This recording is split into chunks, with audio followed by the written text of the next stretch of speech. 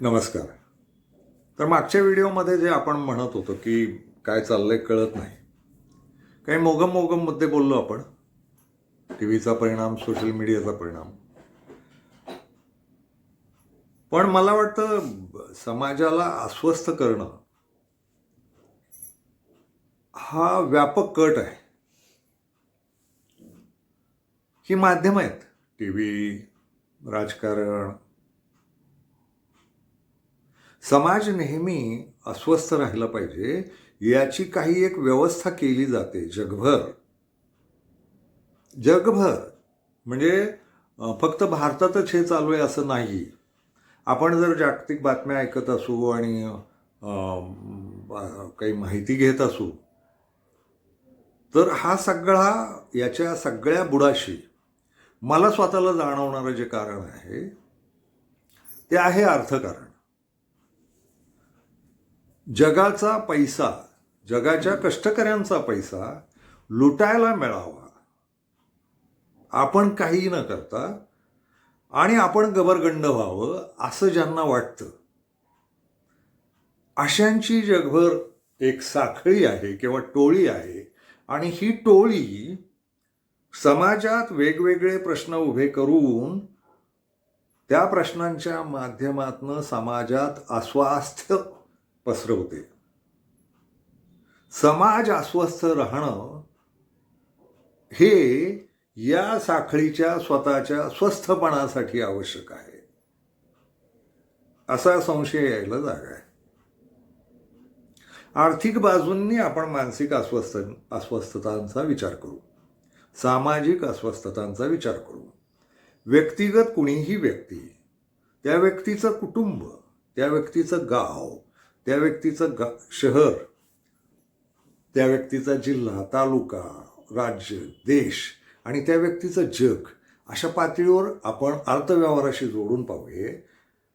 लक्षात असं येईल की ही एक प्रकारची विकृत भांडवलशाही आहे जी तुम्ही सतत अस्वस्थ राहाल याची व्यवस्था करते. जगात कशाचा बाजार जास्ती आहे याचा एकदा विचार करून बघू. जगात मूलभूत गरजा ज्या माणसाच्या आहेत ना, त्यांचा बाजार खूप कमी प्रमाणात राहिला आहे.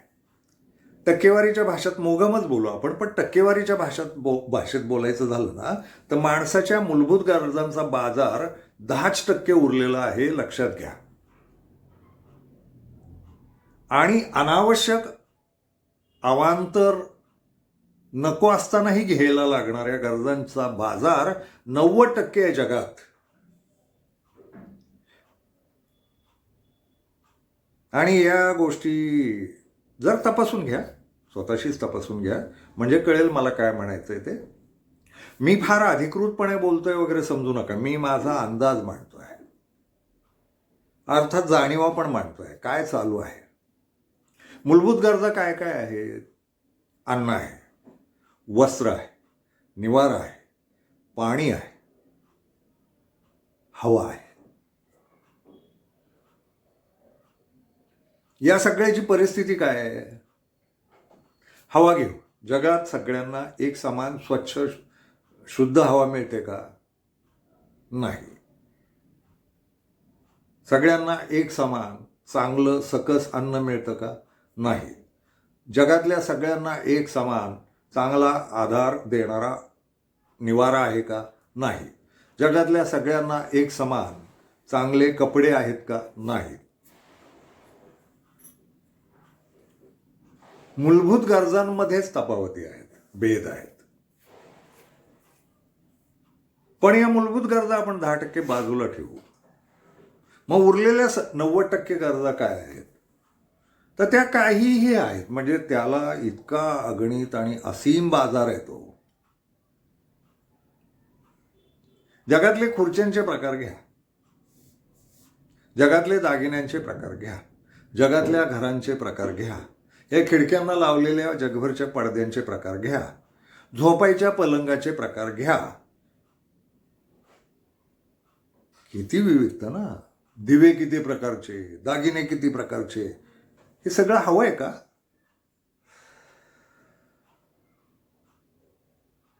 म्हणजे काही या माणसं या जगातली 2-2, 3-3 घरात माणसं असणार, पण शेकडो एकरांचे त्यांच्या इस्टेटी असणार आणि त्याच्यात ते जी काही घरं बांधणार त्याला श्रीमंती म्हणणार.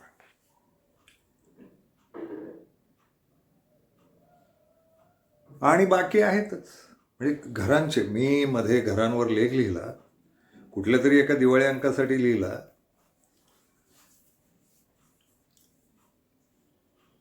तर त्या घरांचा जगभरचा काही अभ्यास करत होतो तेव्हा लक्षात आलं जगभरात जेवढी घरं दिसतात, गावं दिसतात, तर जगाची जेवढी लोकसंख्या आहे तेवढ्यातल्या फक्त 25% लोकांना स्वतःची घरं आहेत.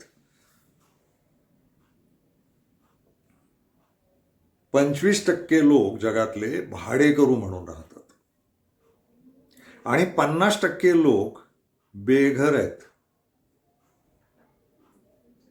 हा भयावह आकडा आहे. म्हणजे मानवी संस्कृतीचा विकास झाला, त्याला एवढी हजारो वर्ष झाली.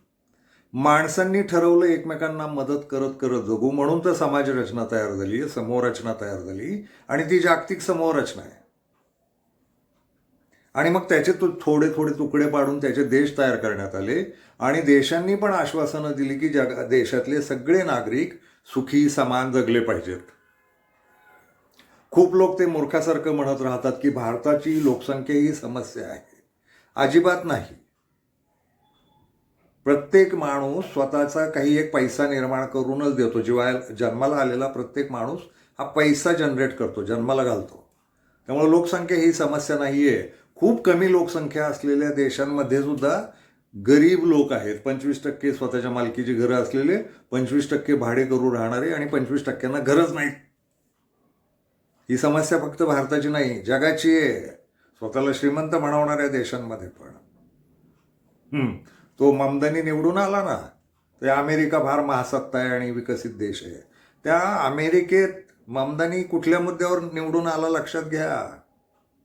तो म्हणाला मी घराची भाडी कमी करीन, सार्वजनिक वाहतूक व्यवस्था सर्वांना मोफत करीन, महासत्तेच्या देशाच्या राजधानीत. त्याला जगाची आर्थिक राजधानी म्हटलं जातं. अशा न्यूयॉर्क शहरातला महापौर अतिशय फालतू गरिबांच्या मुद्द्यावर निवडून आला. त्यामुळं भारताची लोकसंख्या ही समस्या आहे, चीनची लोकसंख्या ही समस्या आहे, त्यांची लोकसंख्या कमी असणं ही सुद्धा समस्याच आहे. माणूस जन्माला आलेला पैसा जनरेट करतो, कष्ट करतो, हे लक्षात घ्या. त्याचं काही ना काही त्याच्या डोक्यावर टॅक्स बसवता येतात सरकारला. प्रत्येक माणूस टॅक्स भरतोच, कर. त्यामुळे माणूस वाया जातो वगैरे. आणि ती लोकसंख्या आणि ती मुसलमान वाढवतात, तो एक मूर्ख समज आहे. ते गेली कित्येक वर्ष 14%च आहेत आणि त्यांचा जन्मदर वाढतोय वगैरे. नाही, अजिबात नाही. तो 2.2च आहे, हिंदूंचा पण आणि त्यांचा पण. त्यामुळे ते हिंदू मुसलमान पाहणं हे सुद्धा, म्हणजे या मुद्द्यांमध्ये एक लक्षात आलं का? अस्वस्थ कोण करतं तुम्हाला? का अस्वस्थ करायचं? तर पुन्हा अर्थकारणाशी संबंध आहे. तुमच्या बोकांडी कर लादून तुमच्या कष्टाचा पैसा शोषून घेणारा जो काही वर्ग आहे ना, तो हे असले खेळ खेळत राहतो. लोकसंख्या, हिंदू मुसलमान, आणि तुमच्यावर बातम्यांचा एवढा भडीमार केला जातो. आणि आता सोशल मीडिया आलाय, टी व्ही आहे, सगळ्या याच्यातनं तुम्हाला कायम अस्वस्थ केलं जातं. हे भारतापुरतं बोलायचं तर हिंदू मुस्लिम हे इतकं भयंकर वाढवलंय आणि नुसत्या हिंदू मुसलमानांवर थांबलेलं नाही.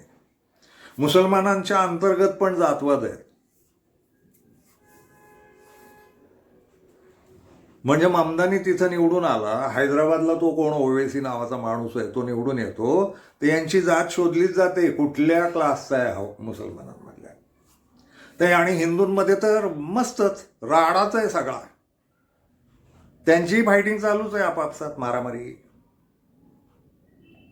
आणि बारके बारके गट, म्हणजे मला आठवतं जातीय गट वगैरे नसायचे. साधारण 80च्या काळात एक प्रयोग सुरू झाला. प्रत्येक जातीला स्वतःची अस्मिता आली आणि प्रत्येक जातीचा बोर्ड तुम्हाला चौकात दिसायला लागला. त्या जातीची लोकसंख्या 50च असेल एका गल्लीत, तरीही अखिल भारतीय अमुक अमुक जात संघटना, राष्ट्रीय अध्यक्ष वगैरे वगैरे असले बोर्ड दिसायला लागले. चटऱ्या फाटऱ्या जातीही स्वतःच्या अस्मिता आणि बोर्ड लावायला लागले. जातींच्या अस्मिता, धर्मांच्या अस्मिता आणि नुसत्या अस्मिता नाही तर एकमेकांचा तिरस्कार, एकमेकांचा द्वेष, एकमेकांची घृणा, एकमेकांशी होणाऱ्या सामाजिक, आर्थिक, राजकीय आणि कधीकधी दैहिक, शारीरिक मारामाऱ्या, खुनाखुनी, दंगली, एकमेकांचा अपमान करणं. जाती कशाला आणि धर्म कशाला, तर एकमेकांचे अपमान केले पाहिजेत. का? तर तुम्ही त्या अपमानांमध्ये गुंतून राहाल, तुम्ही तुमच्या जगण्याचे कष्ट कराल, पैसे कमवाल आणि त्याचे कर रूपानं किंवा तुमच्या कष्टाच्या रूपानं भांडवली व्यवस्था वसुली करत राहतील आणि जगत राहतील स्वस्थ. तुम्हाला अस्वस्थ करणं हा त्यांच्या जगण्याचा स्वस्थ धंदा आहे. धर्म त्यातलेच आहेत. धर्म हा धंदा आहे तुम्हाला अस्वस्थ करण्याचा आणि तुमचे पैसे शोषून घेण्याचा. जात हा धंदा आहे, लिंगभेद हा धंदा आहे आणि भ्रष्टाचार तर आहेच आहे. भ्रष्टाचारी नाही अशी भारतात माणसं नाहीत. पुन्हा पुन्हा सांगितलं जातं सगळं काही बिघडलेलं नाही, काही चांगली माणसं असतात. काही चांगली माणसं असणं म्हणजे समाज चांगला असणं नव्हे. बहुसंख्य घाणेरड्या लोकांचा ढिगारा असेल तर थोडक्या चांगल्या माणसांचं काय उपटायचंय, काय करायचंय त्याचं, त्यांना कुठं बोकांडी घेऊन बसायचंय. आणि ते काय करतायत, ते पोलीस खात्याबद्दल, न्यायालयाबद्दल, सगळेच न्यायाधीश भ्रष्ट नसतात, सगळेच पोलीस भ्रष्ट नसतात. अरे नसतात, पण ते जे छटाकभर राहतात त्यांचा काय उपयोग आहे. मोठ्या संख्येनं पोलीस आणि न्यायालय भ्रष्ट आहेत. हे घाणेरडंच आहे ना. अर्थात मी आता हे बोलतोय ते अस्वस्थ करणारच आहे, पण माझा लोकांना अस्वस्थ करणं हा धंदा नाही. आपण अस्वस्थ का होतो आणि आपल्याला कळत का नाहीये की भोवती काय चाललंय आणि पुढं काय होणार.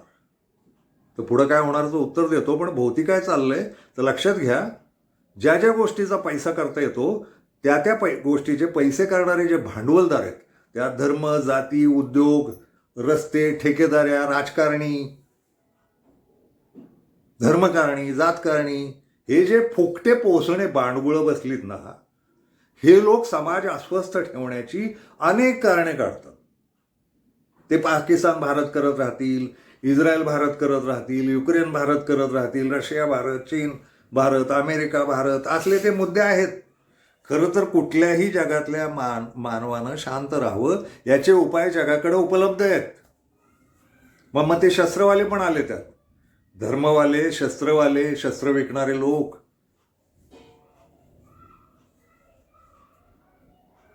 या लोकांनी अस्वस्थ राहावं असं वाटत राहतं आणि ते जग अस्वस्थ राहिलं मानसिकतेनं, बौद्धिकतेनं, की मग यांना पैसा लुटायला मोकळे होतात हे लोक.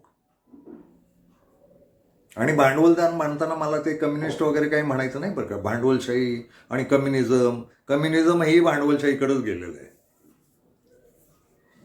मुळात ते असांजेचे पेपर वाचा, मार्क्स आणि एंजलनं भांडवलदारांकडनंच कम्युनिझमची मांडणी लिहून देण्यासाठी पैसे घेतले होते.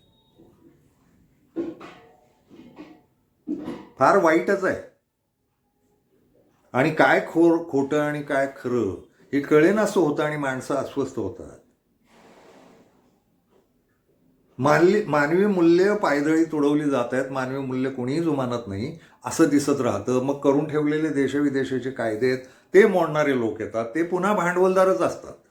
भांडवलदार म्हणताना राजकारणी पण त्यातले. आणि 75 नंतरच्या राजकारणाला बोलायचंच आहे. त्याच्या आधी राजकारणी इथं सेवक, समाजसेवक, लोकसेवक वगैरे होते. 75ला जी टुकार पिढी आली ना, स्वातंत्र्याशी संबंधित नसलेली राजकारणात, तिनं राजकारणाचा धंदा मांडला. तुमच्या पुढाऱ्यांचे चेहरे आठवा. ते सरकारी पगारावर जगत नाहीत. ते लुटत राहतात स्वतःच्या राजकारणातल्या पदाचा वापर स्वतःसाठी करून. खूप नावं आहेत. महाराष्ट्रातले सगळे जाणते राजे, अजाणते राजे यांचे चेहरे आठवा. हे यांचे पगार किती आमदार म्हणून, यांचे खासदार म्हणून पगार किती, यांच्या संपत्त्या किती, यांचे उद्योग किती, यांच्या जमिनी किती, यांचे धंदे काय काय, हे 75 नंतर झालंय. आणि 80ला जागतिकीकरणाचं प्रक्रिया सुरू झाली आणि जागतिकीकरण यांच्या हातात गेलं. लोकांना पिळून पैसे खाणाऱ्यांची गर्दी वाढली. त्यात पुढारी आले, उद्योगपती आले, व्यापारी आले, धर्मकारणी आले. धर्म हा धंदा केला, खनिज धंदा केला, जमिनी धंदा केला, शेतकऱ्याचं उत्पन्न धंदा केला. शेतकऱ्याचा धंदा नाही. शेती कधीच वाढू दिली नाही या पुढाऱ्यांनी आणि भांडवलदारांनी. शेती हा उद्योग नाही होऊ देत. ते विम्याच्या जाहिराती पाहतो मी, मध्ये सुचलं म्हणून अवांतर बोलतो. कुठलाही विम्याची कंपनी आहे ना, खात्रीच देत नाही खात्रीशीर विमा परत देऊ म्हणून. गाजरं लावतात, एवढे महिने एवढे भरा, आणि पुढे हे तोही व्यापारच आहे घाणेरडा, सतत लुबाडणूक, आणि त्यातनं निर्माण झालेला अविश्वास. कुठलीही सरकारी यंत्रणा आणि कुठलीही खाजगी यंत्रणा एकमेकांच्या विश्वासाची राहिली नाही.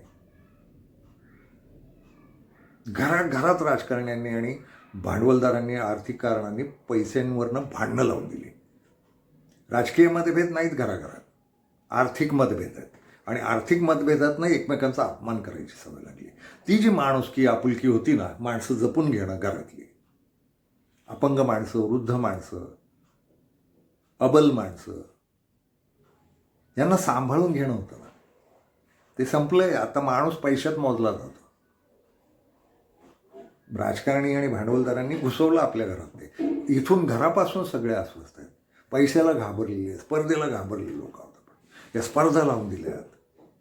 पैसा नसेल तर जगता नाही येणार असं सांगतात. हे पैसा नावाची भानगड साली 2000 वर्षापूर्वी शोधली माणसं ना. आणि आता असं एक चित्र उभं आहे की पैसा नसेल तर जगताच येणार नाही. मग 2000 वर्षापूर्वीची माणसं जी लाखो वर्ष जगली ती कशाच्या जीवावर जगली? पैशाचा भाऊ आणि सगळ्या स्पर्धा.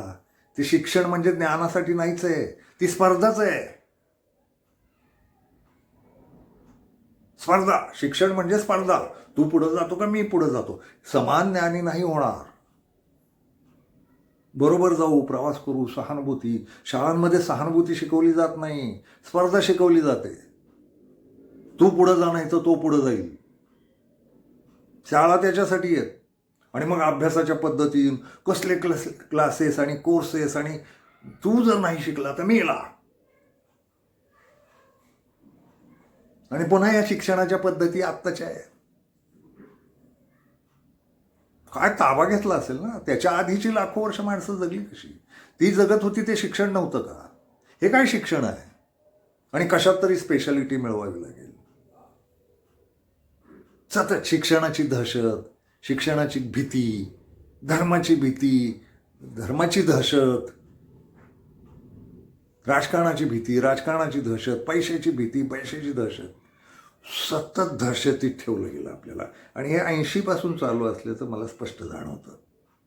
आणि कळसाला जात चाललो आपण. 80 पासून आत्तापर्यंत जगभरच्या ज्या सत्ता बदलल्यात ना, त्या या बाजूच्याच आहेत की काही करून पिळवणूक करू जगाची, कष्टकऱ्यांची, आपल्याकडं पैसा ओरबाडून घेऊ. जगात 1% अतिश्रीमंत लोक आहेत, 4% दुय्यम दर्जाचे श्रीमंत आहेत. जगात 21 ते 25%, आणि आपल्याकडे आत्ता परत कमी झाले. काँग्रेसनं 27% वाढवले होते मध्यमवर्गीय, असं गृहीत धरू. पण 25% गरीब आहेत, मध्यमवर्गीय आहेत, क्षमा करा. उरलेले 70% हे गरीब आहेत. ते 1% त्यांच्या हाताखालच्या 4%ांना हाताशी घेऊन 25% मध्यमवर्गीयांना कामगार मजूर म्हणून ठेवून 70% जगाकडनं लूटमार करतात. 70% लोक, मग ते काही असतील, गरीब असतील पण ते कष्टकरी आहेत. अर्थात ते फार प्रामाणिक आहेत आणि ते भ्रष्ट नसतात वगैरे असं अजिबात नाही. मतदानाला पैसे घेतात, हेच बेवडा पितात, व्यसनं करतात, देवधर्म मानतात, कर्मकांड करतात, तेच खूप पैसा खर्च करतात देवधर्मावर. राजकारण्यांकडनं 500-500 रुपये 1,000 रुपये घेऊन मतदान करतात. त्यामुळं गरीब भ्रष्ट नसतात वगैरे नाही. हे विधानही बदललं पाहिजे. पण ते गरीब असतात आणि गरजवंत असतात. त्यांचा गैरफायदाही घेतला जातो आणि ते गैरफायदा घेऊ देतात. मूल्यव्यवस्था नावाची बोंब आहे. म्हणजे 1%कडेही नाही आहे, 25%कडेही नाही आहे आणि त्या 70%कडेही नाही आहे. जगात अस्वास्थ्याचं कारण हे आहे. मूल्यव्यवस्था हरवणं, मानवी मूल्य हरवणं. ती जी आदर्शाची मूल्य आहेत ना, ती हळूहळू फार जोरात 80 नंतर खसाखसा सुरे भोसकून मारण्यात आलेली आहे आणि ती मारतच चाललेली आहे. पुढं काय होणार? पुढं काय होणार? आत्महत्यांचं प्रमाण वाढलंय आणि सगळ्या क्षेत्रांचं. माझ्या डेबूनं 2 वर्षापूर्वी आत्महत्या केली. त्याच्या आधी 15-20 दिवस मी आत्महत्या करू नये याच्यावर कार्यशाळा घेतली आणि 15 दिवसांनी माझ्या स्वतःच्या पोरानं आत्महत्या केली. मग आत्महत्यांचा अभ्यास थोडा करतच होतो पत्रकार म्हणून जुन्या काळापासून. माझ्या घरातच पहिल्यांदा घडलं असं. म्हणजे गेल्या कित्येक पिढ्यांमध्ये आमच्या आत्महत्या करणार नाही. हे काय झालं? हे इतकं संवेदनशील का झालं?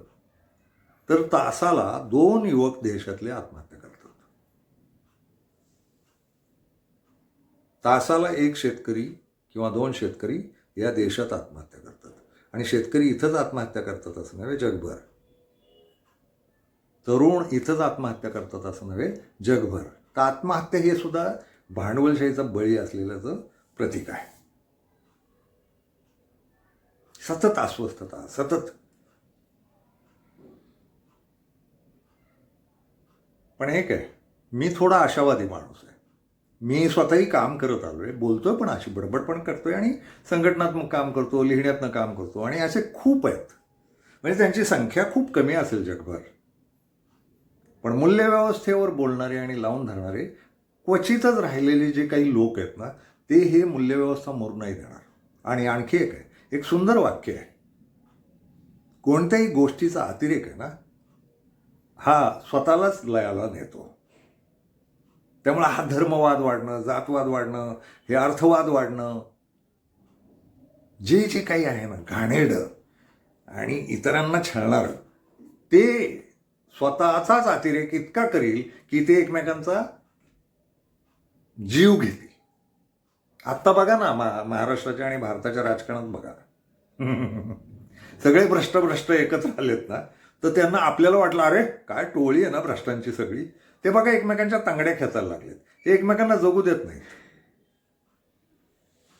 तर ही जी अमूल्य घाणेरडी व्यवस्था आहे, अमूल्य आता ना मौल्यवान हे अर्थ नाही, अमूल्य म्हणजे नमूल्य, ही जी व्यवस्था उभी राहिली आहे ना, ही स्वतःच जीव घेईल. सृष्टीचा नियम आहे, नष्ट होईलच हे. स्वतः खात्मा करेल, स्वतः खून करेल. काही मूल्य पाळणारे लोक मात्र सतत जिवंत राहिले पाहिजेत. त्यांनी लिहिलं पाहिजे, बोललं पाहिजे.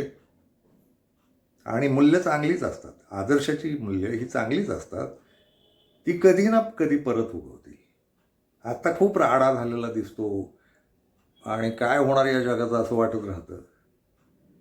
काही होणार नाही. खूप लोक नष्ट होतील यात. ते पाप पुण्य मी मानतो.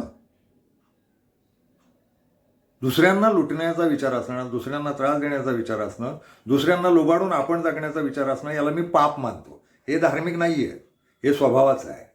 या पाप्यांची गर्दी वाढली आणि ती थोडी आहे, अगदीच थोडी आहे. फार टक्केवारी कमी आहे. आणि जग कधीतरी या कष्टकऱ्यांनाही कधीतरी कळेल, मध्यमवर्गालाही कळेल आणि त्या श्रीमंतांनाही कळेल ना की काय चाललंय आपलं. म्हणजे 50-50, 100-100 मजल्याची मी, माझी बायको, माझी 2 जाडी पोरं आणि त्यांच्या बळजबरीनं करून आणलेल्या बायका म्हणजे सुना, आणि मला लागतं ते एवढं मोठं. वक्फ बोर्डाची जमीन बळकवायची सरकारची आणि त्याच्यावर स्वतःची बिल्डिंग उभी करायची आणि स्वतःला उद्योगपती म्हणून मिरवायचं. तर करणार काय? हा हागायला जात असेल तर किती हागत असेल आणि काय हागत असेल? अन्नच खावं लागत असेल ना. पुन्हा हा रोगरायांवर खर्चही करणार. त्याची स्वतःची हॉस्पिटल्स आहेत. पण मरणार ना हा. मृत्यू सत्य आहे ना. खूप कमी होईल कदाचित.